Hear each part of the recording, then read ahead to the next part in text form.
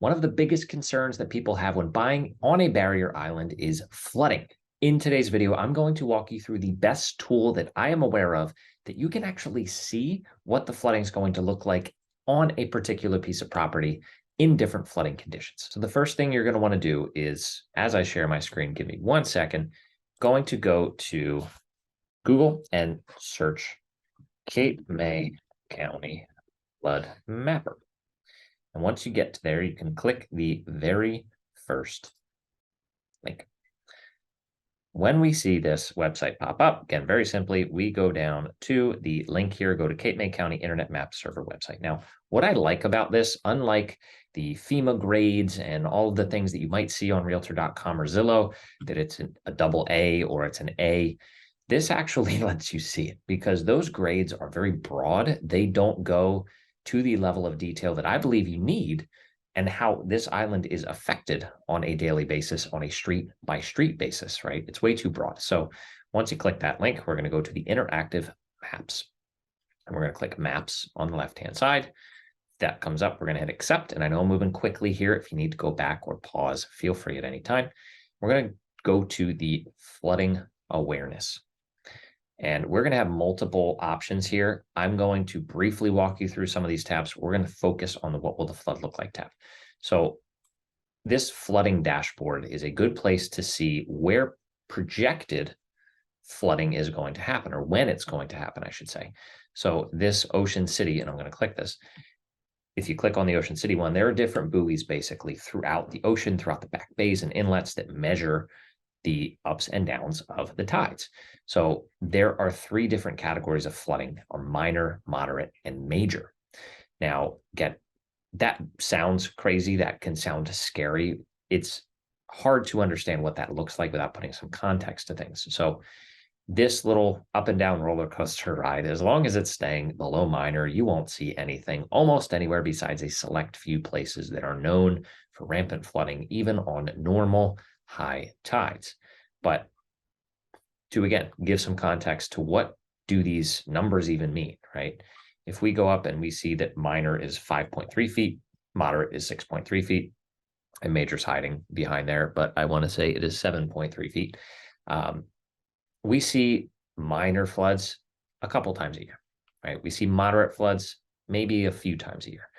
Major is pretty darn rare. So you can look in detail at these historic crests, recent crests, to see really what some of the flooding was that we had. So in 2022, we had 3 cases of moderate flooding, right? Not too terrible, honestly, for any given year. But we need to put some context to that, right? So we go back to the main page, and we're going to focus here on the what will the flood look like. So the power of this, again, you may hear that this area doesn't flood, or the flooding's not bad, or the flooding is better than name a street, name a neighborhood, but it's all totally subjective. And you run the risk of taking someone's own biased perspective or biased opinion and running with that when it could be factually incorrect, because not everybody is as highly aware or has different standards for what bad flooding means. So with this map, again, you can zoom in and out. I'm going to walk you through the only thing you need to know about, right? If we're looking for flooding in Ocean City, I'm going to show you how to find it. So the first thing we want to do is come over here under the inundation layers north. And right now it has just a basic 4.8 feet, 4.8 gauge reading selected. Now, I like to at least start with a minor flood, just because it gives you a sense of, again, anything under that you really don't have to worry about. But you have two ways to do this. You can either navigate by zooming in, or you can navigate by typing in an address.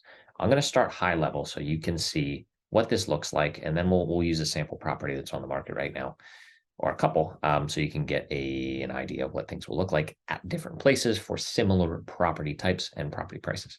So purple is water, right? Purple is bad. We don't want to see the purple on the map on the land, but we do. And even just from now, right, you can see that there are pockets in town that even at minor flooding will have water.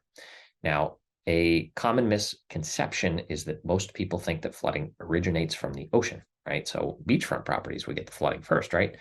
It's wrong. the flooding happens from the back bays. It comes through bulkheads that are not totally secure, that may have holes. It comes through the drainage systems, because where the sewer drains kick out into the bay, well, if the tide rises above those outlet pipes, water is able to get in and come up, is forced up. So water always goes to the lowest place. So this map is based on elevation, right? And this is an elevation survey. This is going to be as accurate, and again, scientifically accurate as you can find. But let's look at two different single family homes. We're going to go to 217 Haven, which honestly I love. It is down here in the north end. You can see here that, oh boy, even at minor, again, the street here is totally fine. This is Haven Avenue. No problems, right? But you don't only want to pay attention necessarily to the street itself. You want to pay attention to the surroundings, to the neighborhood. And the biggest thing is knowing and understanding that most floods happen in the off season, right? It's not going to happen in the peak of the summer. It just doesn't happen that way. So what are your tolerance levels for flooding? How often are you going to use the property in the off season, where you may actually have to confront some of this, right? Most owners here never see a flood because they're only here in the summer. That's changing as we have a growing year-round population and growing use of second homes throughout the year. So this becomes even more important, because you don't want to find in the morning you wake up and you have water halfway up your tires on your car, right? You need to be aware of these things. So if we were to look, and again, we have 3 moderate floods at this point in 2022. So as you can see, as we go up just a little bit, half a foot, 6 inches, a lot more purple, a lot more water. We can now see that, all right, there's still a way to get out here, right? Pretty comfortably, you can shoot down Haven Avenue, no biggie. We go for moderate, and now all of a sudden, there's a chance, right? I'm not guaranteeing anything one way or the other. There's a chance that this could mean water in your garage. But you certainly are going to have to move your cars, whether they're back in the driveway, whether they're out front. So flooding there is going to be a concern. Now, if we were to look at another single family home, and I'm going to go with 1749 Bay Avenue, more expensive, but you'll get you'll understand what I'm talking about here.